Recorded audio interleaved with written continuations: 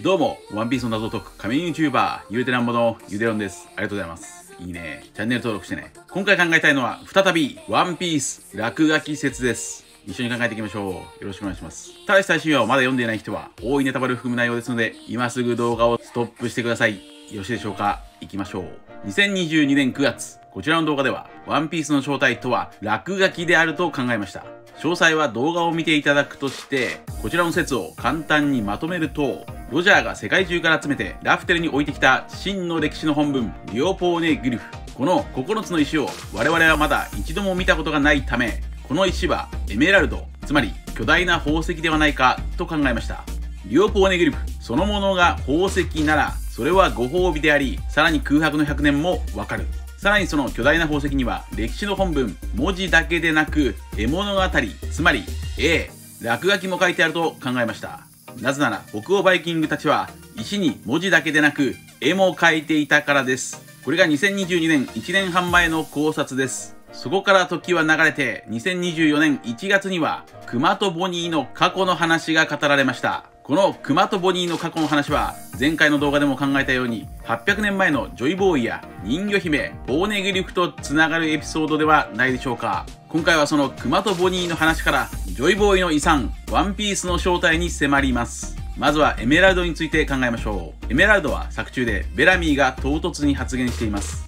黄金鏡、エメラルドの都、大秘宝ワンピース。このベラミーについてはこちらの動画で考えましたが、ロジャーと表裏一体となるキャラクターでしょう。ベラミーは現在海賊機を作る職人となっていますが、海賊機とは別名ジョリー・ロジャー。そのジョリー・ロジャーを掲げていた実在した海賊の名前がサミュエル・ベラミーです。夢を笑ったベラミーと夢に笑ったロジャー。ロジャーもベラミーも空島の黄金鏡に到達しています。するとベラミーが嘲笑っていたエメラルドの都も存在しそう。エメラルドは大航海時代黄金と並ぶほど高価なもので、スペイン軍は太陽の国インカ帝国を滅ぼしてエメラルドを持ち帰ったそうです。つまり太陽の国の秘宝がエメラルドです。さらに古代エジプトで発見されたというエメラルドに文字が刻まれたエメラルドタブレット伝説もあります。この板には錬金術、つまり古代の科学技術の極意が記されていたそうです。さらにエメラルドはルフィの誕生日5月の誕生石です。1101話でルフィと印象的に重ねられていたボニーは、1103話でボニーの誕生日9月の誕生石、太陽のサファイアのネックレスをもらっていました。するとルフィもいつの日か太陽の国のエメラルドを入手しそう。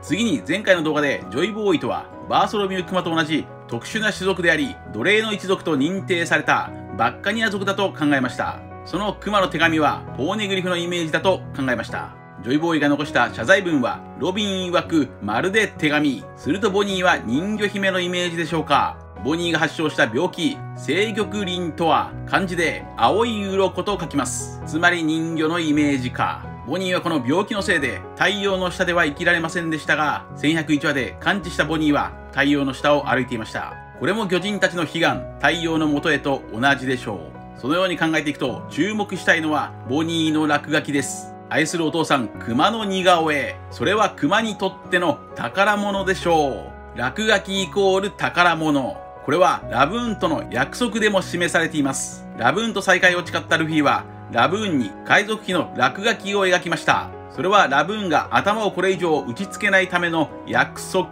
約束イコール宝物。これもすでにこちらの動画で考えました。落書きイコール海賊機イコール宝物。これはデイビーバックファイト編でも提示されていました。デイビーバックファイト編ではジョイボーイもいました。落書きイコール海賊機イコール宝物。海賊機ジョリー・ロジャーイコールロジャー。そのロジャーについてはこちらの動画でベラミーだけでなくノーランドとも表裏一体だと考えました。嘘や処刑台、見つからない島つながりです。このロジャーとノーランドの表裏一体に4年ぶりにもう一つ新たな表裏一体の要素を追加しましょう。黄金鏡を発見した正直者のノーランドが嘘つきノーランドという絵本になったなら、秘宝と呼ばれるワンピースを発見したロジャーは嘘つきであり、ワンピースの正体は秘宝というよりも落書きみたいな絵本の可能性。そんなノーランドが島を見失ったのは開園歴1127年。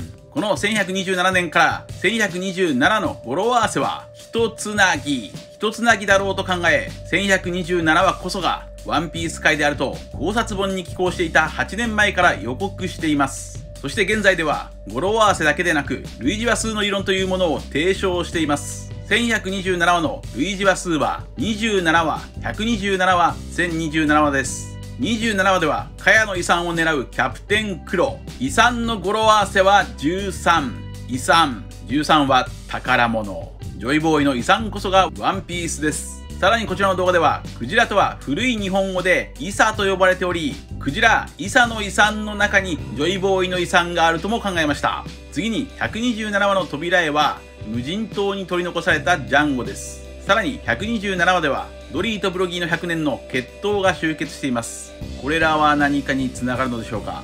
今はまだわかりません。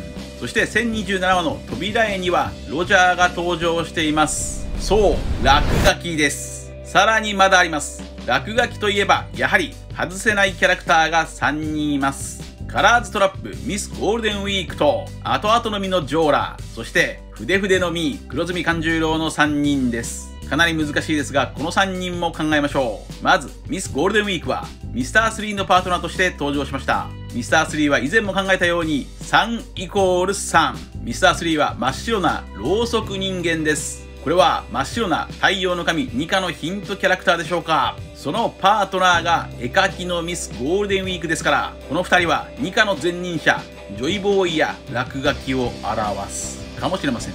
次に、触れたものをアート作品に変えるジョーラ。ジョーラといえば、こちらの動画でも考えたように、722話のダイイングアートがかなり意味深です。このダイイングアートは、ドレスローザの悲劇を描いたものですが、もしかすると800年前の悲劇も描いているかもしれない。このダイイングアートが描かれたのは722話王族の決闘。722話ではウソップが伝説のヒーローと呼ばれていますが、もしかしたらこれは伝説のヒーロージョイボーイとつながるのか。722話をひっくり返すと227話嘘つきノーランド。絵本の嘘つきノーランドとジョーラのダイイングアートがつながっています。するとこのダイイングアートはドレスローザだけでなくノーランドがいたドクロの島ジャヤも表現しているのか。こちらの理解もまだ難しいです。ちなみに、ワンピースコミックスの巻末コーナーには、ウソップギャラリー海賊団という読者が描いた絵のコーナーもあります。次に考えたいのは、絵を具現化できる裏切り者勘十郎。勘十郎は顔におしろいを塗った白い歌舞伎役者でした。さらに勘十郎はその昔、人の髪を切って生計を立てていました。髪を切る、髪を切る。そんな勘十郎は迫害された黒住家の子孫であり、もしもジョイボーイが奴隷にされた一族、バッカニア族であったなら、そのイメージは合致しています。そして勘十郎は1014話で大根役者と呼ばれていましたが、この1014話の話数の語呂合わせは D の石だろうと考えました。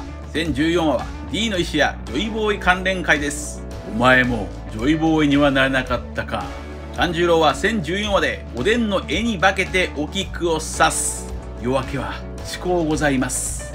夜明けイコールドーン D の石。そして1014話で勘十郎は敗北していますが、この辺りはジョイボーイの最後に繋がるシーンでしょうか。もしかしたらジョイボーイは親友に裏切られたかもしれません。さらに勘十郎が生み出した黒住家の怨念の塊、火前坊が生まれるシーンは、まるで太陽の神ニカが復活するシーンにも似ています。ジョイボーイも勘十郎もこの世に未練を残して死んだ男。また落書きといえば勘十郎が描いた絵は具現化した後地面に消えて残っていました。地面の絵、地上絵。ここ数ヶ月間考えている大航海時代にスペインに滅ぼされた南米ペルーの太陽の国インカ帝国。このインカ帝国が育ったアンデス文明の絵といえば巨大な地上絵です。もしかすると落書きとはポーネグリフに書かれているのではなく、ラフテル島の地面に巨大な落書きがあるのか。いずれにせよ絵を描く能力を持ったミスゴールデンウィークやジョーラ、勘十郎の3人は太陽の神ニカやジョイボーイを想起できる。そんなジョイボーイを日本語で表すなら、楽しいガキ、落書き、ジョイボーイイコール落書き。ルフィは確かによく落書き、楽しい絵を描く男ですが、800年前のジョイボーイもルフィのような面白いやつなら、ラフテルに落書きを残した可能性はあるかもしれません。ワンピースのピースとは英語でかけらという意味の他にアート作品、一つのアート作品という意味もあります。そしてという漢字は糸が合うと書く。以上です。ワンピースの正体とは巨大な宝石、エメラルドでできたリオポーネグリフに描かれた落書き、または巨大な地上絵かもしれないと考えてみました。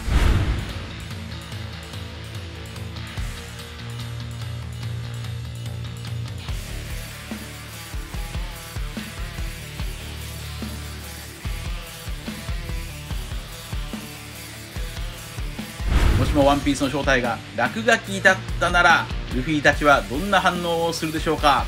ロジャーたちのように笑うのでしょうか。長年ポーネグリフを追い求めていたロビンも笑うのか。いや、ロビンの反応はおそらくこう。かわいい。皆さんはどう思われましたか。ありがとうございました。チャンネル登録やコメントよろしくお願いします。